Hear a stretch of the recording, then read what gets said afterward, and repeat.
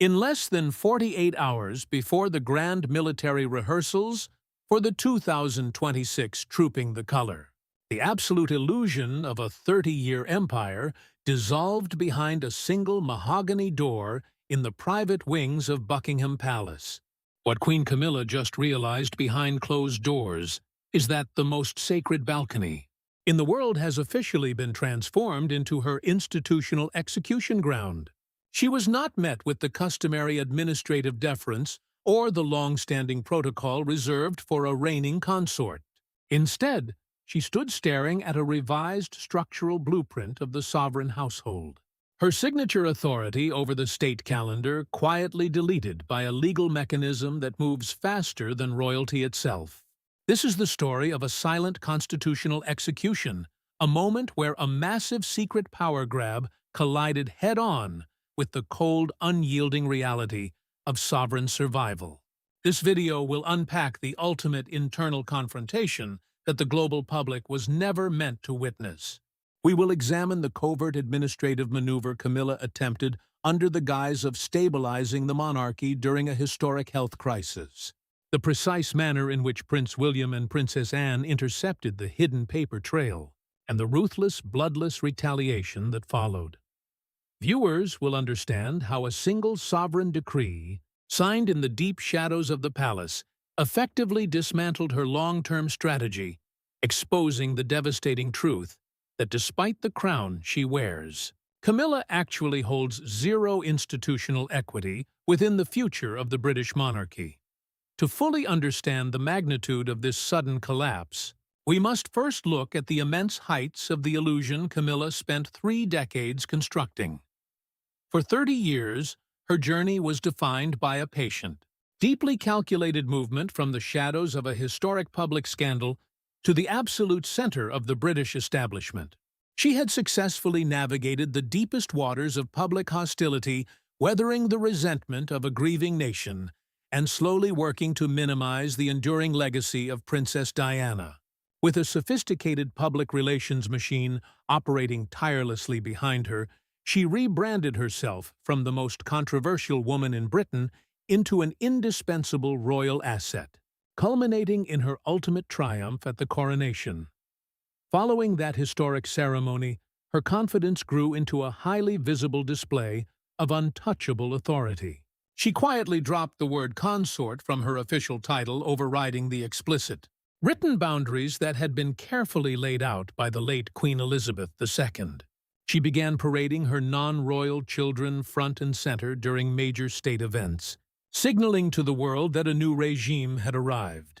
King Charles appeared completely dependent on her presence, relying on her as an emotional anchor and a palace gatekeeper who controlled access to his time and energy.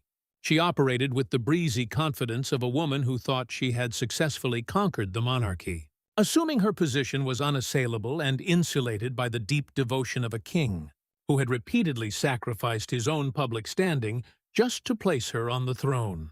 But absolute power breeds a very specific kind of blindness to the rigid realities of the institution, masking a deep and growing sense of commercial desperation. Camilla knows the brutal truth of the Windsor family architecture better than anyone. She understands that her position, her wealth, and her lavish lifestyle are entirely dependent on the heartbeat of one man. Should King Charles pass away, her legal standing and her executive influence evaporate overnight, reducing her to a ceremonial widow with no constitutional power. Driven by this existential ticking clock, she initiated her most daring and fatal secret power grab yet, attempting to secure a permanent executive foothold within the state apparatus before her window of opportunity closed forever. The opportunity presented itself with the arrival of the high-profile summer season of 2026, a period where the king's ongoing medical treatments forced him to increasingly delegate day-to-day administrative tasks. Behind the scenes, what looked like a routine modernization update regarding palace staffing and the structure of the Privy Council was actually a total unauthorized dismantling of the established royal hierarchy. Camilla quietly instructed her private office to draft legal amendments that would grant her an automatic, permanent seat on the royal advisory panels effectively positioning herself as a constitutional buffer between the reigning sovereign and the heir apparent. Her strategic objective was entirely transparent. She sought to ensure that even after the crown shifted, her administrative consent would be required for major household decisions, giving her inner circle a permanent leverage tool over the future king. It was a breathtaking act of institutional overreach, a calculated gamble to convert borrowed royal prestige into hard, unassailable political permanence. Camilla believed that by using subtle administrative maneuvers and bypassing the standard advisory boards, she could quietly slip these structural updates through the system while the rest of the family was distracted by public duties and personal crises. She assumed that her movements were entirely hidden in the shadows of palace bureaucracy, completely confident that no one would dare challenge a directive coming directly from the private office of the Queen. However, she fundamentally underestimated the silent forensic watchfulness of Prince William and Princess Anne, who view themselves as the permanent, unyielding guardians of the crown's integrity. The Prince of Wales does not view the royal administrative calendar as mere paperwork. He reads the ledgers, examines the registries, and controls the vast financial arteries of the working monarchy as the true executive force behind the scenes. When the updated legal briefs for the upcoming Privy Council meeting crossed the desks of senior estate controllers, the sudden and unexplained inclusion of Camilla's private office in future sovereign council structures immediately triggered a deeper internal review. Princess Anne, long recognized as the chief institutional enforcer and the fierce protector of her late mother's strict standards, identified the pattern of exploitation instantly. Together with William, they traced a complex paper trail that revealed Camilla's covert efforts to alter internal palace traditions for her own permanent elevation. For William, this was not just a violation of administrative protocol. It was a profound moral outrage. He saw it as a direct assault on the dignity of the direct line of succession, a brazen attempt to hijack the royal apparatus while his wife, Princess Catherine, continued to navigate her own recovery with quiet, uncomplaining sacrifice and untouchable grace. The institutional retaliation that followed was not carried out with a loud, public confrontation or an emotional shouting match in a drawing room. There were no dramatic leaks to the tabloids or open family feuds. Instead, William and Princess Anne chose to execute a cold, bloodless masterclass in weaponized restraint, using the very system Camilla tried to manipulate to destroy her plan completely. They turned to the ultimate weapon in the sovereign arsenal, a newly drafted, highly restrictive document that would come to be known within the palace corridors as the 2026 Royal Decree. Working in absolute synchronization, William and Anne quietly prepared this administrative masterpiece, presenting it to King Charles during a private closed-door briefing at Windsor. Confronted with the undeniable forensic proof of his wife's unauthorized power grab, and faced with the unified front of his heir and his sister, the king recognized the catastrophic risk to the future of the monarchy. With a heavy heart but a clear understanding of sovereign survival, Charles signed the decree. The document was devastatingly clean.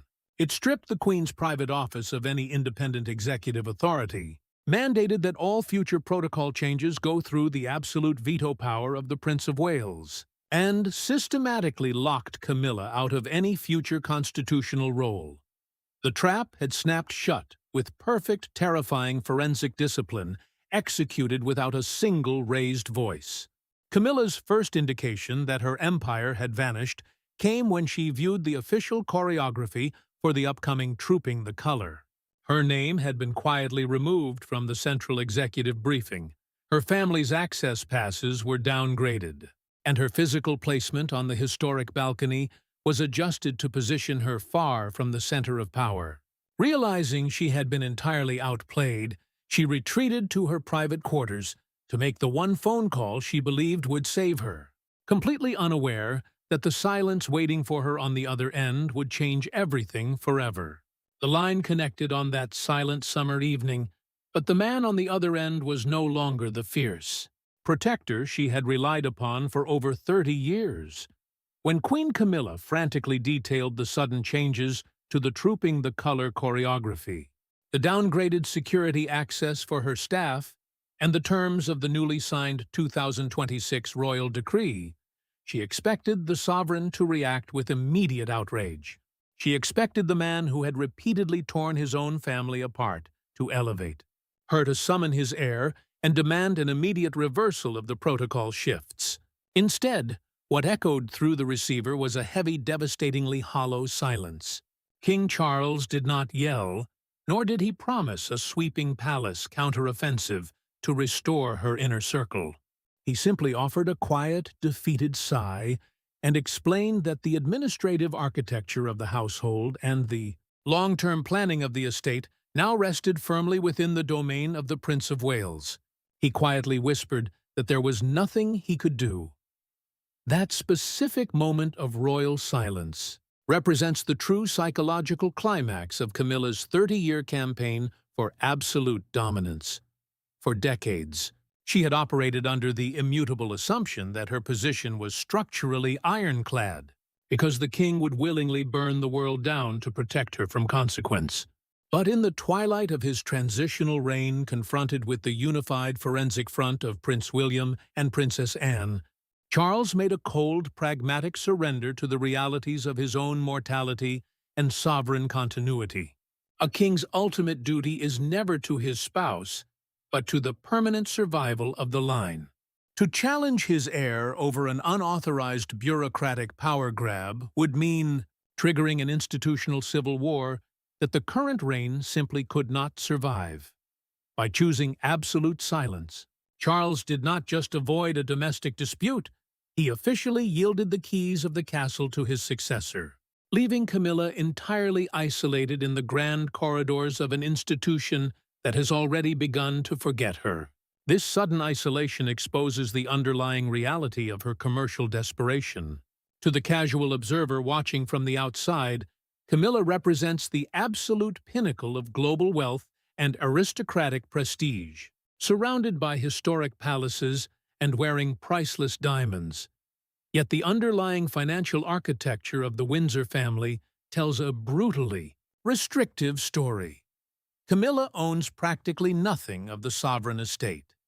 She holds no equity in Clarence House, commands no legal title to Highgrove, and possesses zero structural claims to the vast territories of Sandringham or Balmoral.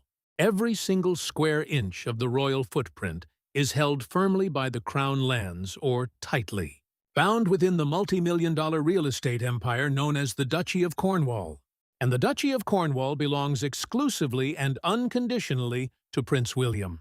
William controls the land, the leases, the funding arteries, and the literal platform upon which the working monarchy operates. The moment King Charles is no longer here, Camilla's lavish lifestyle, the extensive salaries of her private public relations team, and her high-level security details become entirely dependent on William's financial goodwill. She initiated this secret administrative power grab precisely because she understood this terrifying existential ticking clock. She tried to embed her private office into the permanent hierarchical framework of the Privy Council, to secure a permanent leasehold on power before her window of opportunity slammed shut forever. But William closed the vault. Charles refused to force it back open, and the illusion of her absolute power completely evaporated. When the transition of the crown inevitably occurs, she will immediately become a dowager queen, a ceremonial widow stripped of constitutional authority and completely devoid of independent leverage. As Camilla's administrative shadow rapidly shrinks, the new order is steadily and flawlessly taking its rightful place at the absolute center of the monarchy. Princess Catherine has returned to the forefront of the global stage, executing her duties not with the aggressive, calculated public relations campaigns that defined Camilla's historical rise, but with the quiet, uncomplaining sacrifice that defines true royal majesty. While Camilla spent decades reaching for permanent relevance through backroom maneuvers, Catherine quietly earned her untouchable moral authority by enduring severe personal and public trials with absolute grace. The institution and the British public have recognized the staggering difference between unearned ambition and dignified endurance. With Catherine's ascendance, the palace is undergoing a profound, bloodless restoration of the legacies Camilla tried so desperately to erase. Meticulous observers have already documented subtle but devastating shifts in protocol and visual choreography within the palace walls. Historic portraits of Princess Diana, which had been systematically moved to secondary corridors or placed into dark storage rooms during the early days of Camilla's marriage, have recently been returned to highly prominent reception areas where international diplomats are officially received.